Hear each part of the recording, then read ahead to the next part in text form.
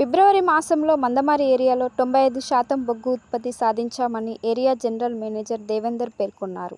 శుక్రవారం కార్యాలయంలో ఫిబ్రవరి మాస పురోగతిని ఆయన వివరించారు. ఈ సందర్భంగా ఆయన మాట్లాడుతూ ఆర్కేఓసీ ఈ నెలలో ఉత్పత్తి ఆపివేయడం జరిగిందని, కాంట్రాక్టు పనులు ఆపివేశారని ఆయన పేర్కొన్నారు. రాబోయే రోజుల్లో అటవీ అనుమతులు సాధించి ఆర్కేవైసీలు తిరిగి బొగ్గు గనిని ఉత్పత్తి చేసుకునే అవకాశాలు ఉన్నాయని ఆయన సూచించారు. అదేవిధంగా శాంతి కనింగ్ లాంగ్ వాల్ ద్వారా పెంచుకునేందుకు కృషి చేస్తున్నామని ఆయన పేర్కొన్నారు. ప్రతి ఒక్కరూ వార్షిక లక్ష్యాన్ని సాధించేందుకు చిత్తశుద్ధితో పనిచేయాలని సూచించారు. డిఫెండెంట్లు నెలకు పూర్తి స్థాయిలో మాస్టర్లు నిండేలా చూసుకోవాలని, గైర్ హాజరు కావద్దని సూచించారు. ఈ కార్యక్రమంలో పర్సనల్ మేనేజర్ శ్యామ్ సుందర్, అన్ని శాఖల అధికారులు తదితరులు పాల్గొన్నారు. టార్గెట్ 2,21,000 గాను మనము 2,08,984 సాధించి 95%తో ఉన్నాము. అదేవిధంగా మరి కంపెనీకి టార్గెట్ సాధించి మరి ప్రోగ్రెసివ్ ఇయర్ వైజ్ టార్గెట్ చూసుకుంటే 32,06,000కి మరి 24,52,825 సాధించాము. ఇది సుమారు 77%కి సమానము. మరి సింగరేణిలో కూడా మరి అన్ని ఏరియాలతో పోల్చుకుంటే మన కంపెనీకి ఈ సంవత్సరం నిర్ణయించిన 72 మిలియన్ టన్నుల టార్గెట్, మరి 72 మిలియన్ టన్నుల టార్గెట్ సాధించే క్రమంలో మందమరి ఏరియా సుమారు 7,53,180 టన్నులు వెనుకబడి ఉన్నాము. మరి కంపెనీ కూడా 100% సాధించాలంటే ఈ 7,53,180 టన్నులను మనము ఇంకా ఈ రాబోయే రోజుల్లో అధిగమించాల్సిన అవసరం ఉంది. మరి ముఖ్యంగా మనకు ఉత్పాదక తగ్గడానికి మెయిన్ రీజన్ ఏంటంటే మనకు ఆర్కేఓసీ ఎట్లాగో మనకి 7 లక్షల టన్నులకు గాను సుమారు మనకి ప్రోగ్రెసివ్గా 131% తోటి మనకి 9,19,000 సాధించింది. ఆర్కేఓసీ ఈ ఫిబ్రవరి 28 తారీఖు నాటికి మరి ఉత్పత్తి ఆపరేషన్స్ బంద్ చేశాము. మరి ఇంకా అందులో కొంత బొగ్గు ఉన్నా కూడా మరి అది మహాలక్ష్మి కాంట్రాక్టర్ క్లోజ్ చేసిన సందర్భంగా మనం అది పూర్తిగా కొంత బొగ్గును తీయలేకపోయినాము. అది మళ్ళీ ఆర్కేఓసీ ఎక్స్పాన్షన్ ప్రాజెక్టు మనము దానికి ఫారెస్ట్ ల్యాండ్ సుమారు 366 హెక్టార్ల ఫారెస్ట్ ల్యాండ్ పర్మిషన్ వస్తే మళ్ళీ ఆర్కేపీఓసీని రీస్టార్ట్ చేసుకునే అవకాశం ఉంది.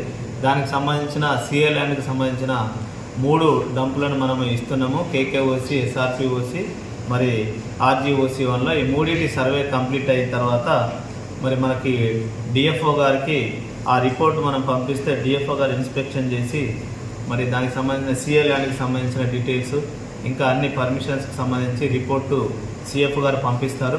మరి దానికి ఫారెస్ట్ ల్యాండ్ డైవర్షన్కి ఇంకొక మనకు 1 సంవత్సరం నుండి సుమారు 1.5 సంవత్సర కాలంలో ఫారెస్ట్ ల్యాండ్ డైవర్షన్ వస్తే ఆర్కేపీఓసీ ఫేజ్ 2 కూడా మనము స్టార్ట్ చేసుకునే అవకాశం ఉంది.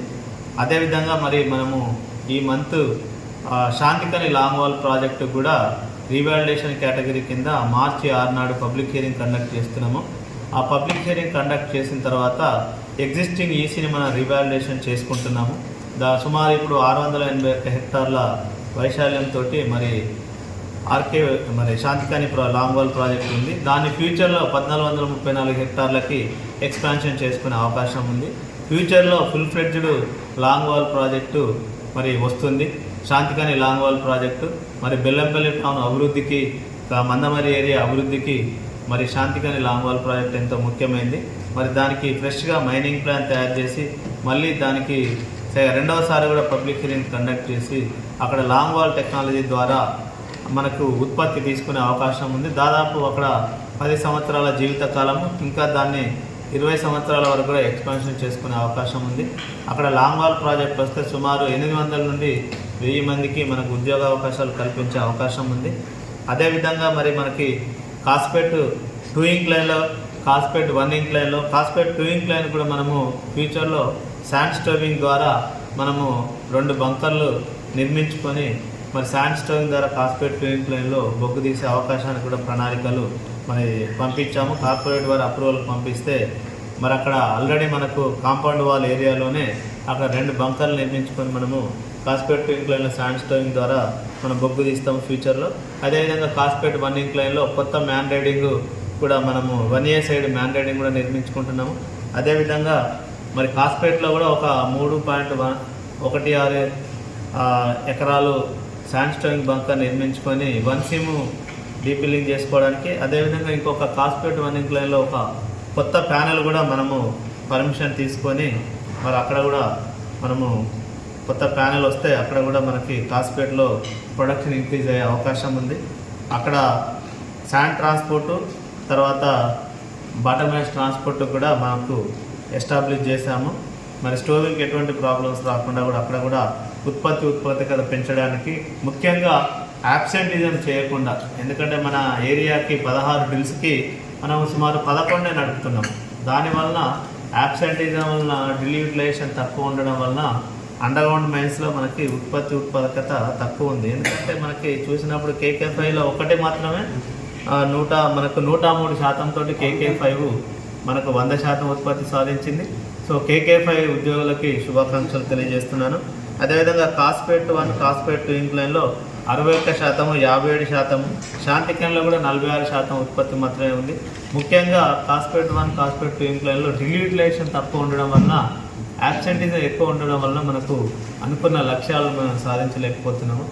తర్వాత కొత్త డిస్టిక్లు, తర్వాత శాండ్ స్టోరింగ్కి ఎటువంటి ఇబ్బంది కలగకుండా, తర్వాత ఈ యాబ్సెంటిజం కూడా తగ్గించుకోవడానికి రెగ్యులర్గా మనం కౌన్సిలింగ్ కూడా చేస్తున్నాము.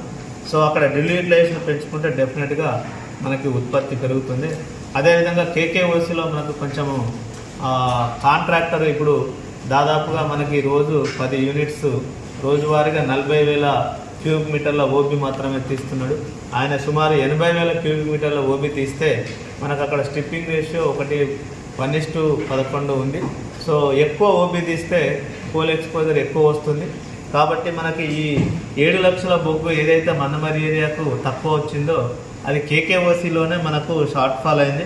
ఎందుకంటే KKOC సుమారుగా 7,52,130 టన్నులు వెనుకబడి ఉంది. అక్కడ ఉత్పత్తి 58% మాత్రమే ఉంది. కాబట్టి KKOCలో ఇమీడియట్గా మనము షవల్ యూనిట్స్ 15 నుండి 20 వరకు పెంచడానికి కాంట్రాక్టర్ తోటి మనము RVR కాంట్రాక్టర్ తోటి రెగ్యులర్గా మనం చర్చలు జరుపుతున్నాము. వారు కూడా మనకి ప్రామిస్ చేశారు.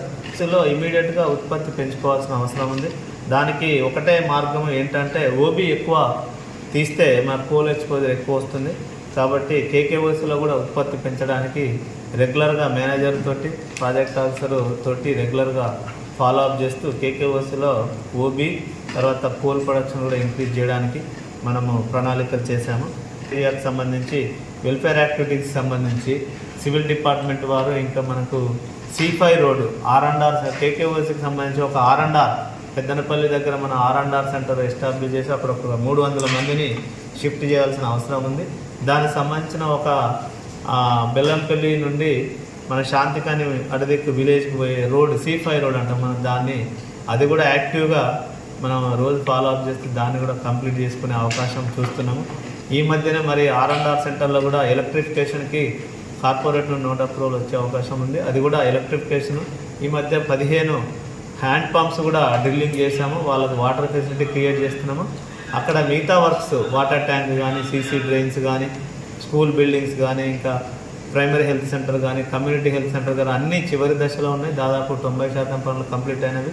వాళ్ళందరికీ ప్లాట్స్ అలాట్మెంట్ చేసి వాళ్ళ R&Rకి సంబంధించిన మనీ కూడా త్వరలో ఇస్తాము. ఇచ్చేసి అక్కడ R&R సెంటర్ ఎస్టాబ్లిష్ చేసి ఫ్యూచర్లో KKOCకి ఎటువంటి సమస్య రాకుండా మనము ప్రణాళికలు చేస్తున్నాము. ఇట్లా మరి KKOCలో కూడా ఉత్పాదకత పెంచడానికి మనం చేస్తున్నాము. అదేవిధంగా కాలనీస్కి సంబంధించి సివిక్ మెయింటెనెన్స్ కానీ, రోడ్స్ కానీ, డ్రైన్స్ కానీ, గార్బేజ్ ప్రాపర్ హ్యాండ్లింగ్ గురించి కానీ, తర్వాత వాటర్ సప్లై గురించి కానీ మరి ఏరియా సివిల్ డిపార్ట్మెంట్ వారికి క్రమానుగతంగా మరి ఇన్స్ట్రక్షన్స్ ఇచ్చి అవసరమైన టెండర్స్ వేసి మరి వెల్ఫేర్ యాక్టివిటీస్లో కానీ, ఇటు కాలనీ పరిశుభ్రత మెయింటెనెన్స్ చేసేలో కానీ, ఇంకా రాబోయే కాలంలో RKOCలో మరి ప్లాంటేషన్ కూడా ఒక 50 హెక్టార్లలో ప్లాంటేషన్ KKOCలో, RKOCలో నెక్స్ట్ ఇయర్కి ప్లాంటేషన్ కూడా ప్లాన్ చేశాము. వర్షాకాలంలో అది లార్జ్ స్కేల్ ప్లాంటేషన్ కూడా చేసి సమీప గ్రామ ప్రజలకు కూడా కొన్ని ఫ్రూట్ బేరింగ్ ప్లాంట్స్ కానీ అటువంటివి కానీ మేము డిస్ట్రిబ్యూట్ చేసి ప్లాంటేషన్ కానీ, తర్వాత ప్లాంటేషన్ బాగా ఇంక్రీజ్ చేసుకొని పర్యావరణానికి కూడా మరి ఎటువంటి నష్టం జరగకుండా, అదేవిధంగా ఇంకా వాటర్ బాడీస్ అంటే చెరువులకు పూడిక తీయడం కానీ, కొత్త చిన్న చిన్న వాటర్ బాడీస్ 1 హెక్టార్ 2 హెక్టార్ల మందం ల్యాండ్ యాక్విజిషన్ చేసి చెరువులను కూడా కొత్తగా మరి మెయిన్ లీజ్ ఏరియా నుండి 5 కిలోమీటర్ల లోపు ఎక్కడైనా చెరువులు కూడా న్యూ వాటర్ బాడీస్ కూడా నిర్మించడానికి మేము ఆలోచనలు చేస్తున్నాము. ఏరియా 100% ఉత్పత్తి సాధించడానికి అవసరమైన చర్యలు తీసుకుంటామని మేము అందరి అధికారులకి, మరి మందమరి ఏరియాలో పనిచేస్తున్న అందరు అధికారులు, ఉద్యోగులు అందరూ సమిష్టిగా పనిచేసి మందమరి ఏరియా లక్ష్యాలను సాధించి మరి మందమరికి మంచి పేరు తీసుకురావాలని కోరుకుంటూ నేను ముగిస్తున్నాను.